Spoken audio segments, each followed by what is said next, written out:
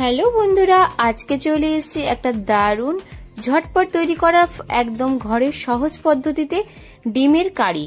আর ডিমের কারিটা আজকে একদম বানিয়ে ফেলেছি রেস্টুরেন্ট স্টাইলে। প্রথমে আমি আলু কেটে নিয়েছি আর ডিমটাকে সেদ্ধ করে নিয়েছি। এরপরে দুটোকে একই সাথে আমি ভেজে নেব। তো এখানে দিয়ে দিয়েছি একটুখানি হলুদ গুঁড়ো আর তার সাথে দিয়ে দিয়েছি একটু লবণ গুঁড়ো দিয়ে এবার ভালো করে ডিমটাকে হলুদ আর লবণে মাখিয়ে রেখে দেবো। আর ভিডিওটা ভালো লাগলে অবশ্যই কিন্তু একটা লাইক করে যাবেন। যারা এখনো সাবস্ক্রাইব করে পাশে থাকেননি তারা অবশ্যই সাবস্ক্রাইব করবেন। আর যারা আমার ভিডিও ভালো লাগবে তারা অবশ্যই ভিডিওটা একবার শেয়ার করে দেবেন আপনাদের বন্ধুদের মধ্যে। এবার নিয়ে নিয়েছি টমেটো পিউরি আর তার সাথে নিয়ে নিয়েছি পেঁয়াজ বাটা। এবার নিয়ে নিয়েছি আদা রসুন গার্লিক পেস্ট। তেল গরম করতে বসিয়ে দিয়েছি। এবার একে একে ডিম আর আলুগুলো একই সাথে ভেজে নেব। এই রেসিপিটা করতে খুবই তাড়াতাড়ি হয়ে যায় আর খুবই সহজ পদ্ধতিতে করা যায়, কিন্তু এইটা খেতে এতটাই দারুণ হবে, মনে হবে যে একদম রেস্টুরেন্ট স্টাইলে ডিমের কষা আপনারা বাড়িতে তৈরি করে ফেলেছেন। তো আজকে ডিমের কষা তো অনেকেই বানান, কিন্তু এইভাবে বানালে একদম রেস্টুরেন্ট স্টাইল লাগবে আর খেতে প্রচণ্ড ভালো লাগবে। মনে হবে দোকান থেকে কিনেই নিয়ে এসেছেন। ঘরের মতো ডিমের ঝোল এটা হবে না।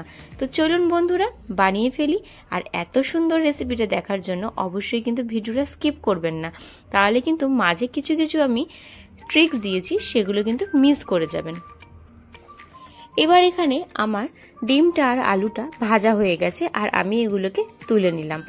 আর বন্ধুরা কারা কোথা থেকে আমার ভিডিওগুলো দেখছো অবশ্যই কিন্তু এটা কমেন্ট করে জানিও।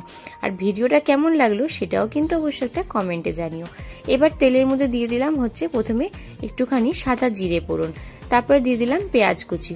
পেঁয়াজ কুচিটা অবশ্যই আপনাদের ডিম আর আলুর পরিমাণ মতো আপনারা এখানে ব্যবহার করতে পারেন।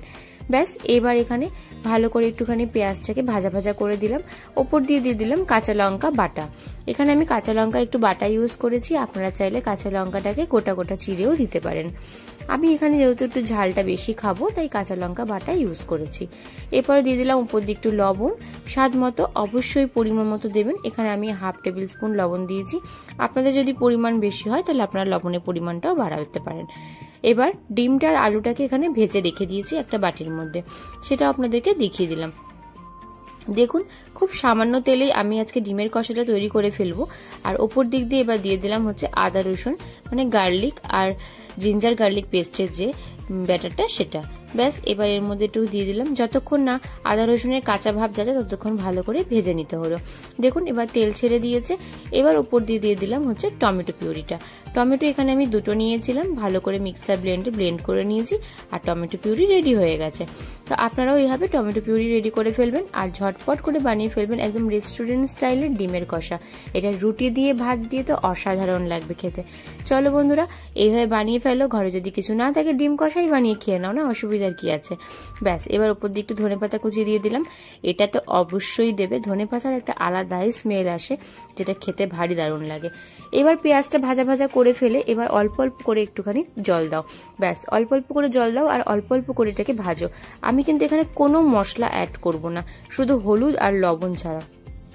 আপনারা চাইলে এখানে জিরার গুঁড়ো, ধনের গুঁড়ো, লঙ্কার গুঁড়ো অ্যাড করতে পারেন, কিন্তু আমি সম্পূর্ণই মশলা ছাড়া এই রেসিপিটা আপনাদেরকে আজকে দেখাবো।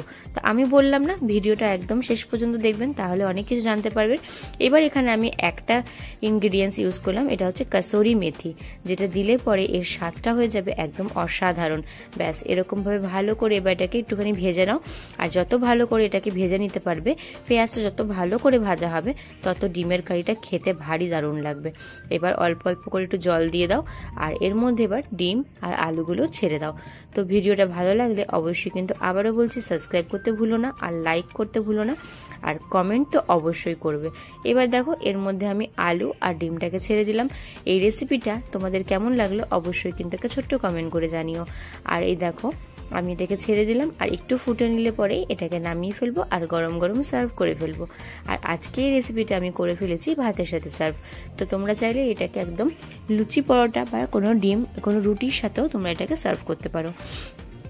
ব্যাস এবার একটা আমি প্লেট নিয়ে নিয়েছি, প্লেটের মধ্যে আমি নিয়ে নিলাম ডিম আর তার সাথে আলু। এবার ঝোল দিয়ে দিলাম ব্যাস।